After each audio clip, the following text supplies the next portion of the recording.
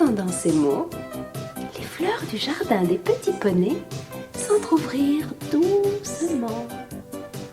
Leurs parfums se répandirent en un joyeux nuage de toutes les couleurs. Et les petits poneys se mirent à danser, le cœur éclatant de bonheur. Ils avaient retrouvé l'affection de leurs amis les fleurs.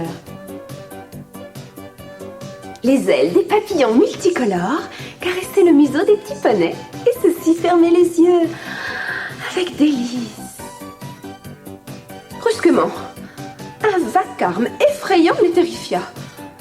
Ils virent surgir un immense monstre de glace aux yeux terribles qui, d'un geste, pétrifia tous les papillons. En un instant, les pauvres insectes devinrent blancs et cassants comme des cristaux de glace et se mirent à tomber sur les petits poneys par milliers.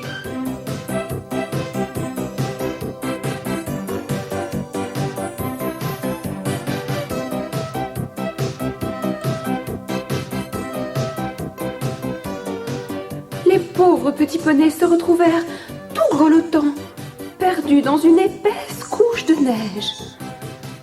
Le monstre de glace les regardait d'un air épouvantable. Dans son énorme bouche soufflait un vent de tempête. Malgré la neige et le froid, les courageux petits poneys réussirent à se regrouper pour se réchauffer. Ils se serraient les uns contre les autres. Ils pensaient tous ensemble très fort à un merveilleux soleil qui pourrait faire fondre le monstre de glace. Et celui-ci soufflait toujours de plus en plus violemment. Ses horribles ricanements redoublaient. Malgré tout, les petits poneys continuèrent à penser très fort à leur beau soleil disparu.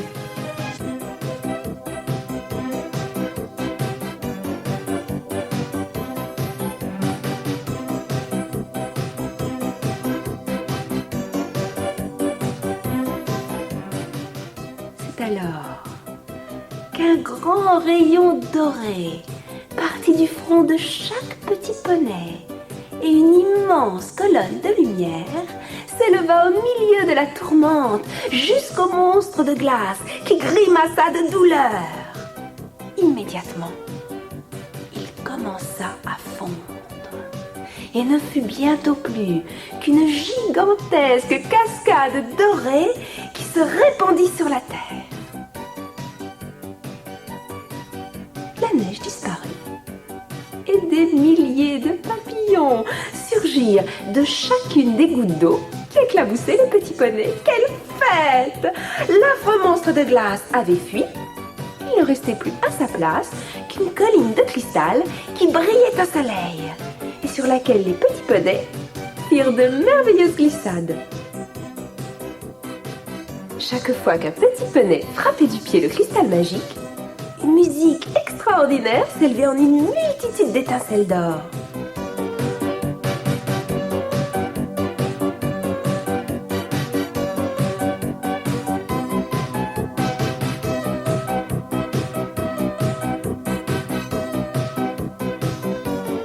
Attirés par les notes enchantées, les oiseaux se rassemblèrent dans tous les arbres alentours et leurs chants accompagnèrent les ébats joyeux des petits poneys. Le soir venu, tout le monde regagna l'écurie merveilleuse. Longtemps avant de s'endormir, les petits poneys évoquèrent cette journée mouvementée, leur frayeur devant le monstre de glace et surtout leur joie de l'avoir courageusement vaincu. J'ai dans mon cœur un grand ami secret, un grand bonheur, c'est mon petit poney. J'ai dans ma vie un copain qui me plaît, doux et gentil, c'est mon petit poney. Il est sympa, si sympa qu'on voudrait être comme ça, comme mon petit poney. Il est toujours, toujours bien, toujours gai, rempli d'amour, c'est mon petit poney. Il y a rien de plus doux qu'un ami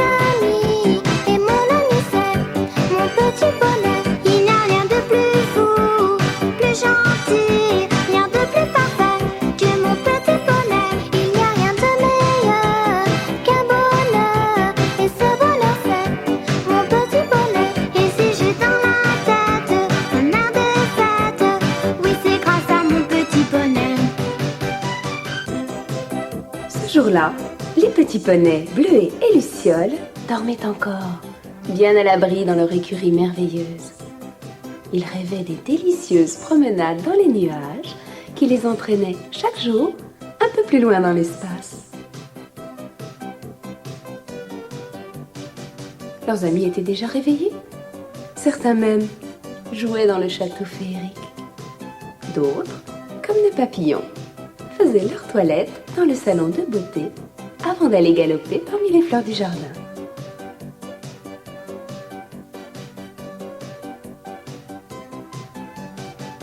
Les fleurs, toutes plus belles les unes que les autres, étaient les amies des petits poneys. À leur passage, elles souffraient leur corolle aux 1000 parfums pour les saluer et pour les remercier de leur visite. Flocon gambadait dans l'herbe plus douce que la plus douce des fourrures, en jouant avec un petit papillon malicieux. Celui-ci s'amusait à se poser sur sa jolie corne et la faisait loucher.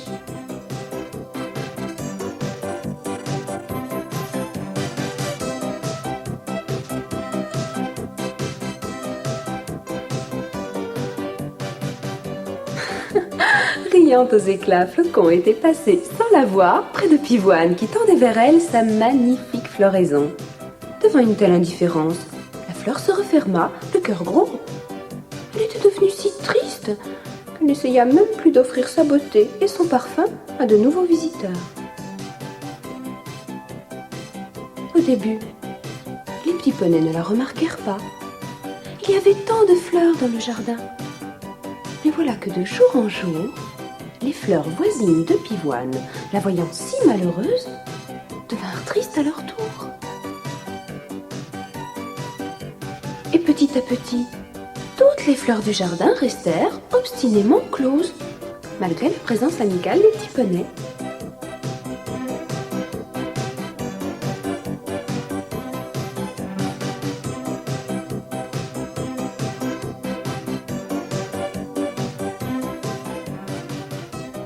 Luciole fut la première à s'en apercevoir. Très inquiète, elle appela ses camarades.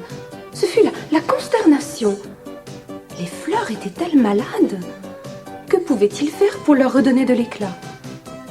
C'est alors que Flocon eut l'idée de faire appel à l'esprit des pivoines.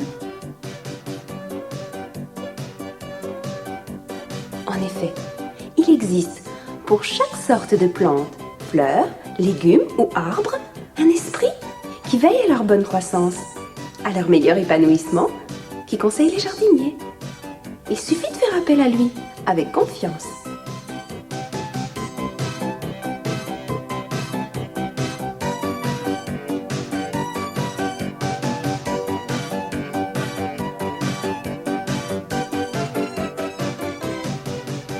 Quand il apparut, tout nimbé de lumière rose, l'esprit de Pivoine avait l'air grave.